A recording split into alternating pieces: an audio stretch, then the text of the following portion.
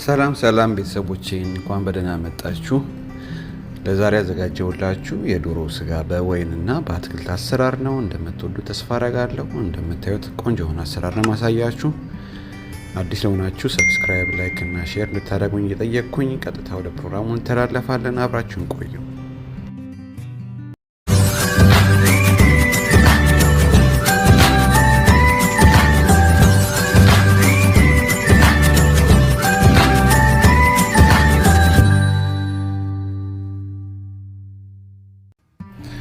እንኳን በደህና መጣችሁ ያልኩኝ እንግዲህ ቅድም እንደተናገርኩት በመግቢያዬ ላይ ለዛሬ ማዘጋጅላችሁ የዶሮ ስጋ በወይን ነው እና በአትክልት አድርጌ ነው ማዘጋጀው። እንደምታዩት ቺክን ብረስት አዘጋጅቻለሁ።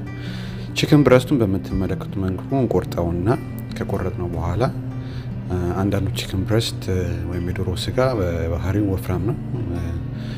እሱን ለሁለት እንደዚህ እንሰነጥቀዋለን። ከሰለጠቅነው በኋላ በምትመለከቱት መልኩ ሁሉንም በግማሽ እያረኩኝ ስላይስ አደርገዋለሁ ማለት ነው። በዚህ አጋጣሚ ሰብስክራይብ ያደረጋችሁ ሰብስክራይብ እንድታደርጉኝ፣ ላይክ እና ኮሜንት እንድትተውሉኝ ጠይቃለሁ። ጫፍ ያለውን ስጋ ነጩን በዛው ቆራርጠን እናወጣዋለን። የዶሮ ስጋ በባህሪው ንጽህና ይፈልጋል። እንደምታዩት አድርጌ ከቆረጥኩኝ በኋላ በላስቲክ ሸፍነውና ስጋው ሳሳ እንዲል በስጋ መዶሻ እንደበድበዋለን ማለት ነው። እንደዚህ እንደምትመለከቱት በባህሪው ሰብሰብ ያለ ስጋ ስለሆነ እንዲህ በመዶሻው ስንመታው እየተዘረጋ ይመጣል። በተመሳሳይ መልኩ አሁን ያደረግነውን ስቴፕ ደግመን ስጋውን ገልብጠን ደግሞ እንመታዋለን ማለት ነው። ስጋው ይሳሳል ማለት ነው። ያ የሚጠቅመን ለምንድን ነው? የምናደርገውን ቅመሞች በደንብ ይዝልናል። ከዛም በተጨማሪ ስናበስለው ደግሞ በቀላሉ ይበስልናል ማለት ነው።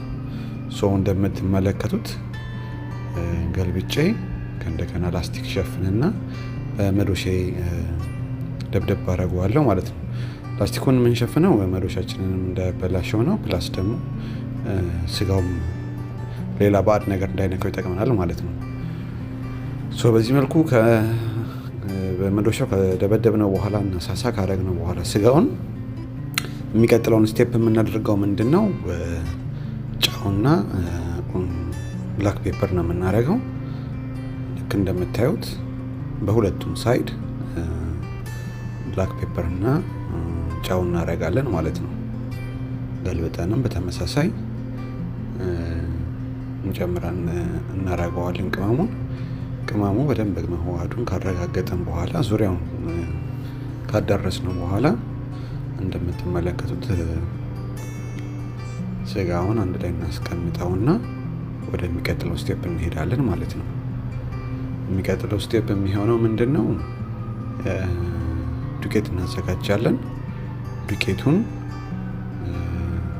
የፈለግነው ዱቄት ሊሆን ይችላል። እኔ አሁን ለጊዜው የምጠቀመው የዳቦ ዱቄት ነው። አንድ 4 ማንኪያ ዳቦ ዱቄት እናደርግና በስሱ የዶሮ ስጋውን እንደምትመለከቱት ነካ እያደረግን ብዙም ዲፕ አናደርገውም። ነካ እያደረግን እንደምታዩት እናዘጋጀዋለን ማለት ነው። ከዛ መጥበሻችንን እናዘጋጃለን። ትንሽ የምግብ ዘይት እንጨምርና መጥበሻችን ላይ ሙሉ ለሙሉ መጥበሻችን ማዳረስ አለብን ዘይቱ። ምክንያቱም የዶሮ ስጋው እንዳይዝብን። እንዲህ ካዳረስነው በኋላ ዘይቱን ትንሽ እስኪግል እንጠብቀዋለን። በጣም መጋል የለበትም፣ ሚዲየም ሃይ ላይ መሆን ያለበት። እንደዛ ካረግን በኋላ ቺክናችንን በምትመለከቱት መልኩ መጥበሻችን ላይ እናደርገዋለን ማለት ነው። በዚህ አጋጣሚ ሰብስክራይብ አላደረጋችሁ ሰብስክራይብ እንድታደርጉኝ እጠይቃለሁ። ላይክ እና ኮሜንትም እንድታውልኝ። መስራት የምትፈልጉት ምግብ ካለ ኮሜንት ላይ ማስቀመጥ ትችላላችሁ። ይሄ ቢሰራ ቢስተካከል የምትሉት ለማስተካከል ዝግጁ ነን። እንደምታዩት አሁን ቺክኑ በአንድ ሳይድ እየበሰለ ስለሆነ እንገለብጠዋለን። ከዚህ በፊትም ቻናል ተከታታይ የሆናችሁ ዶሮ በቢራ ሰርቼ ነበረ። አሁን ደግሞ የዶሮ በዋይን እና በአትክልት ነው የምሰራው። ሶ ቺክኑን ከ1 እስከ 2 ደቂቃ እየጠበቅን በመታየት መልኩ እየገለበጥን እንዲበስል እናደርገዋለን። ሶ ይሄንን ለ1-5 ደቂቃ እያገላበጥን ካበሰል ነው በኋላ የምናደርገው ምንድነው ወይናችን ነው የምናዘጋጀው። የምግብ ወይን አለ። የምግብ ወይን ከሌለ አቅራቢያችን ያለ ቀይ ወይንም ሊሆን ይችላል። በመታየት መልኩ እናደርጋለን። እንዳያችሁት የአንድ ብርጭቆ ወይን ማድረግ እንችላለን ወይም 1 ከሩብ አካባቢ። ሶ እሱን ካደረግን በኋላ መጥበሻችንን እንከድነውና እናበስለዋለን ማለት ነው። ሶ ሲበስል የተወሰነ ጊዜ ይፈልጋል። እሳቱን ቀነስ እናደርገውና በመሃል ከፈት እያደረግን እያየን እንዳስፈላጊነቱ ደግሞ እየገለበጥን ነው የምናበስለው። እሳቱን ቅድም እንዳልኳችሁ ሚዲየም ላይ ነው የምናደርገው። እንደምታዩት በደንብ እየተንተከተከ ነው ወይኑ። ስጋውን በምታዩት መልኩ እንገለብጠዋለን። እንዲያደርግን እናበስለዋለን ማለት ነው።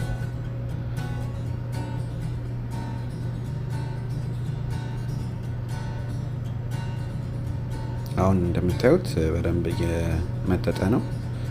እሱን መጥበሻው ላይ ትተን ማባያውን አትክልቱን አሁን እንሰራለን።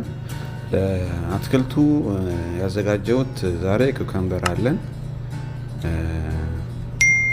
በቀይና በቢጫ የተዘጋጀ ቃሪያ አለን።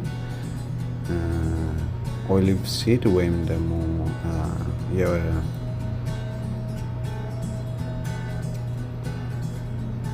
የወይራ ፍሬ እንደምታዩት አዘጋጅቻለሁ። ቲማቲም አለ እና ፈታችስ ነው ለዛሬ ለአትክልት ያዘጋጀሁት።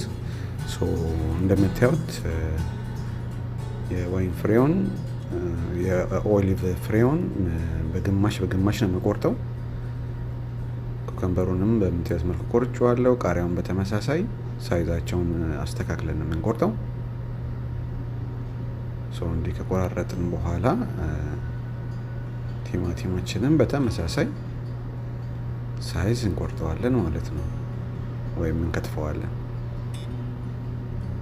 ሶ ይሄ ለጤና ተስማሚ ነው። ብዙ ሰው አድቫይዝ የሚያደርገው የአመጋገብ ስታይል ነው። ከሁሉም አይነት ፕሮቲኖች የተወጣጣ ምግብ አይነት ነው የምናገኘው ማለት ነው።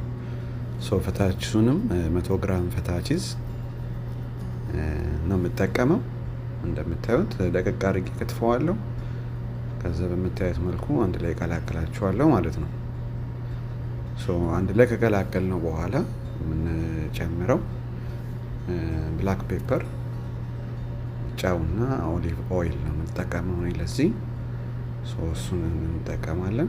የምታዩት ብላክ ፔፐር ነው፣ ጨው አድርጌ ያለው እና ኦሊቭ ኦይል ወይም የወይራ ዘይት ነው። ብዙ ጊዜ ለአትክልት የምጠቀመው ለጤና የሚመከረው እሱ ነው።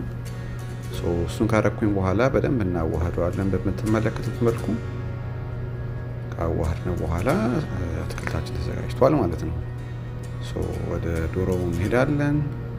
ዶሮው ደርሷል እንደምታዩት ለምን የበሰለው። እሱን እናወጣዋለን በምታዩት መልኩ።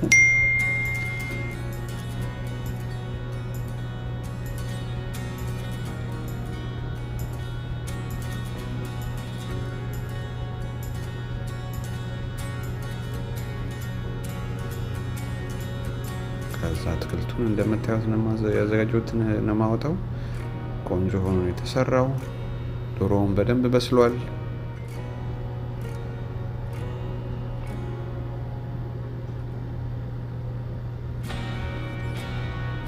እንደምታዩት አዘጋጅታችሁ ለወላጅ ዘመድ ለራሳችሁም ኢንጆይ ማድረግ ትችላላችሁ።